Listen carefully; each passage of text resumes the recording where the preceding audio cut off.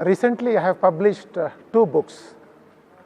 One is The Mask and the Message, and the other one, Samskriti Siri, that's in Kannada. The translation would be Culture Treasure. Both of these works deal with certain common topics.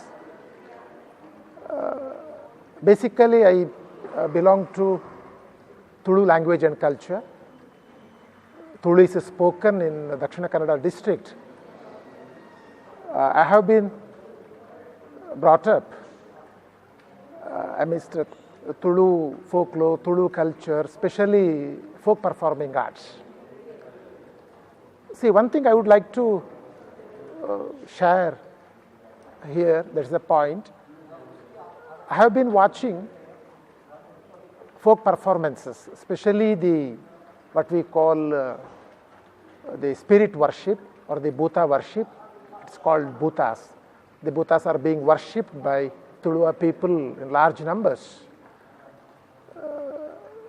Since from my childhood, I have been watching this performance. The performer used to come to my place in the evening and used to chat with me and my family members. See, exactly after 1 or 2 hours, that person, that impersonator, transformed into a supernatural character possessed by the spirit, and it was very difficult to believe the same person which I saw in the evening, how he has transformed such a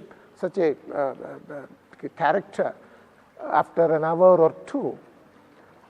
This has been haunting for me many years, so I took up the subject, the ritualistic aspects of Bhuta worship or the divine worship.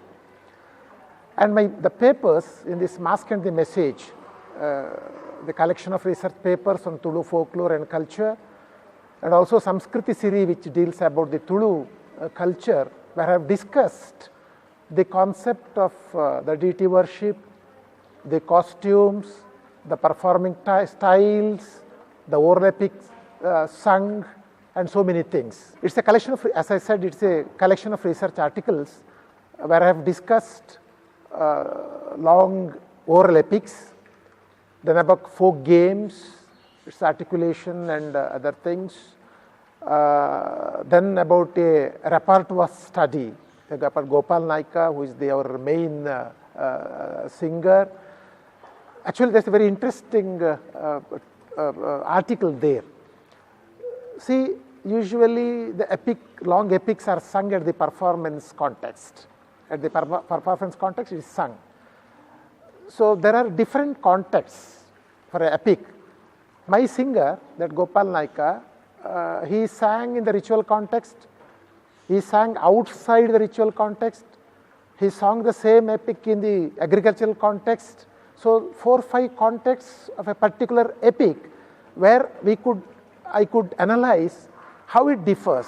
When the context changes, the text changes. The text and the context relationship is very, very crucial.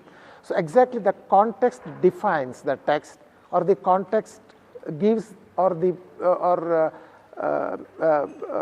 provides the meaning to a particular text. So a text, once my singer, he took the net amount of singing time was 25 hours. He took 9 days to complete one long epic. That's one thing, the long epic, but that I called sung version. Then the same epic was dictated, that I called dictated version. It was really half of the original, the long epic. There's about 8,000 lines, and it was sung for a period of 6 months, a session at a week, like that. So in that situation, I was able to analyze a singer, if he is given an occasion, a context where he sings the epic continuously, that's one context. Another context, the broken context. But he is able to sing it in different style. Then the structure is different, but the storyline remains the same. But the descriptions are more, what we call the formulaic theory, what you call the descriptions. For example, in the longer version, he goes on describes in more detail.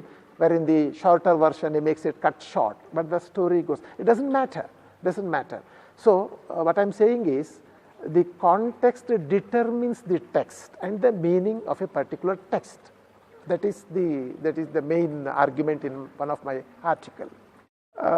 We start, it is a teamwork actually, and my book, especially I started, of course, my research work I began 90s or even before that 80s, then I completed my doctorate. Then I took up the other aspects of Tulu culture, and 90s, during 1990s, I took nearly 6-7 years to analyze, to complete, to write this book, The Mask and the Message. Of course, I wrote those papers at different times, then I compiled, because the mask, the culture is very specific, but there are some masks. When we reveal it, when we uncover the mask, then you are able to identify the meaning. You are able to locate the meaning. Which are the masks covering a culture? Is this a language or the other ritualistic aspects? What exactly they disseminate through a performance, for example, by singing an epic, what exactly they disseminate, what exactly they tell to the society. Here I would like to tell you one important thing about it's about a long oral epic which runs about 16,000 lines. So Professor Lauri Honko from Finland and some native scholars, we formed a group and we collected and documented that long epic. So it is being translated and published in English in 2 volumes, where we discussed the formation or the creation of long epic, how it is created, how it is transformed, how an epic performer learns that long epic. That's a major issue we discussed. That publication of that long epic, Siri epic, as performed by Gopal Naika, even today at the international level it is being discussed. And we had a theoretical discussion about the creation, transformation, listening process, the long epic. That is one thing. And in my Mask and the Message, there are a number of articles about this long Siri epic, and especially the theoretical discussion about a long epic. The text and the performing arts. So in our, in this context, there's a text, literary text is there. It is sung during the performance. What is the relationship between the text and the context and the performance context? How the text is determined by the performance context and how this text contributes to the performance. So the relationship between the text and the contextual performance, that was the main description or the analysis in my book.